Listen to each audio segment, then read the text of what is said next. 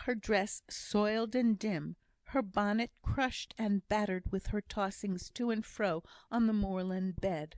He saw the poor lost wanderer, and when he saw her, he had compassion on her. There was some look of heavenly pity in his eyes, as gravely and sadly they met her upturned gaze, which touched her stony heart. Still looking at him, as if drawing some good influence from him, she said low and mournfully: "He has left me, sir. He has indeed. He has gone and left me."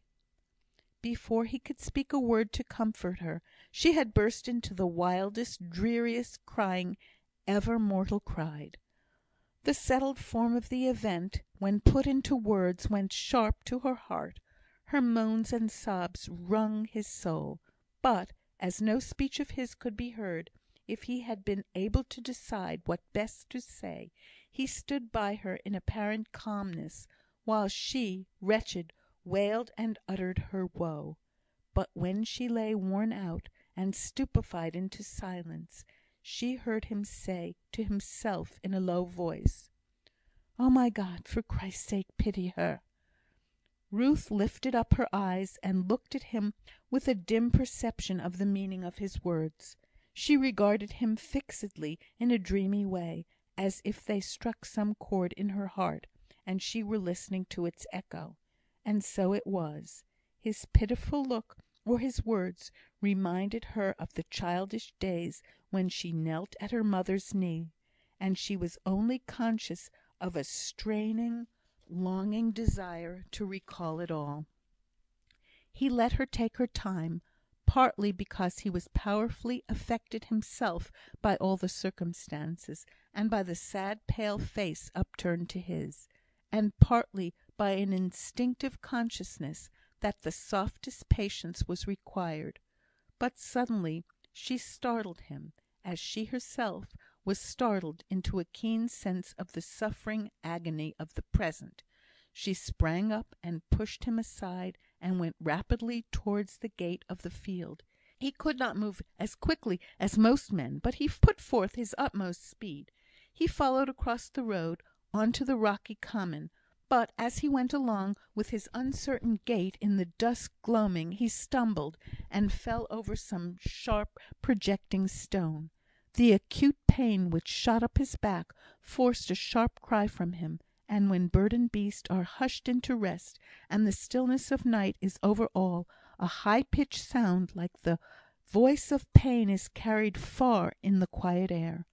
Ruth, speeding on in her despair, heard the sharp utterance, and stopped suddenly short. It did what no remonstrance could have done; it called her out of herself. The tender nature was in her still, in that hour when all good angels seemed to have abandoned her. In the old days she could never bear to hear or see bodily suffering in any of God's meanest creatures, without trying to succour them; and now, in her rush to the awful death of the suicide, she stayed her wild steps, and turned to find from whom that sharp sound of anguish had issued.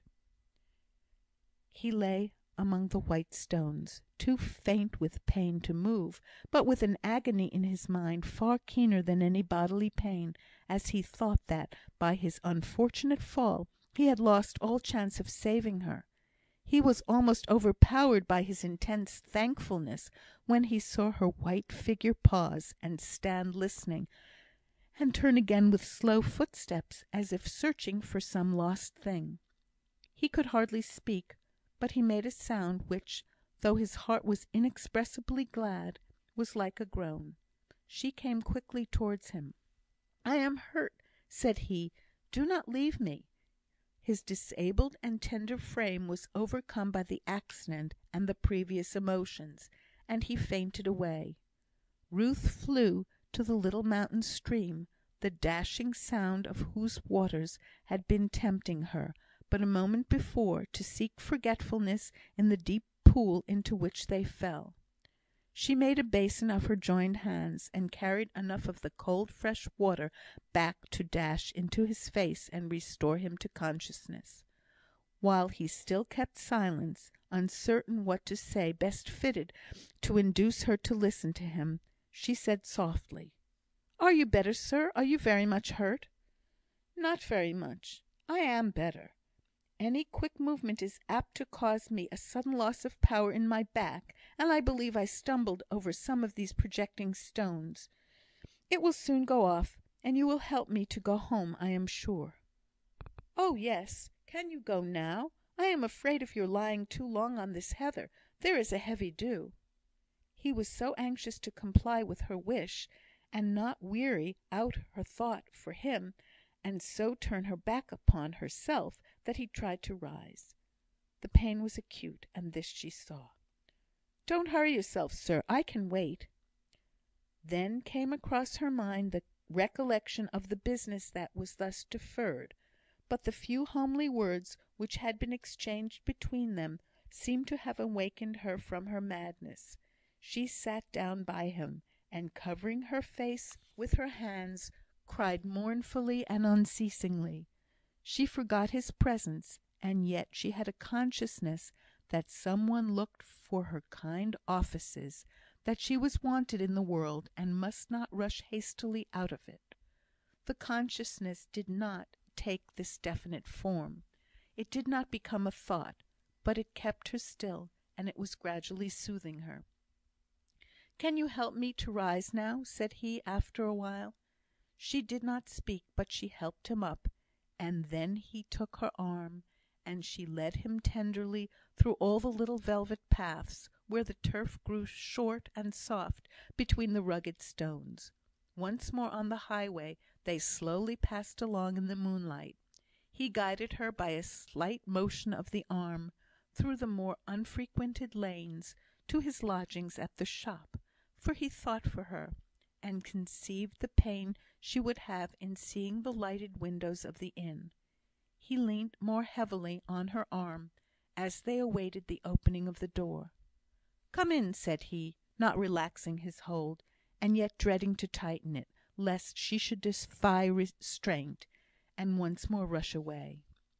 They went slowly into the little parlour behind the shop. The bonny looking hostess, Mrs Hughes by name, made haste to light the candle, and then they saw each other face to face.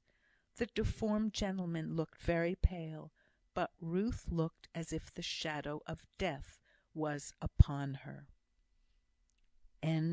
Chapter 8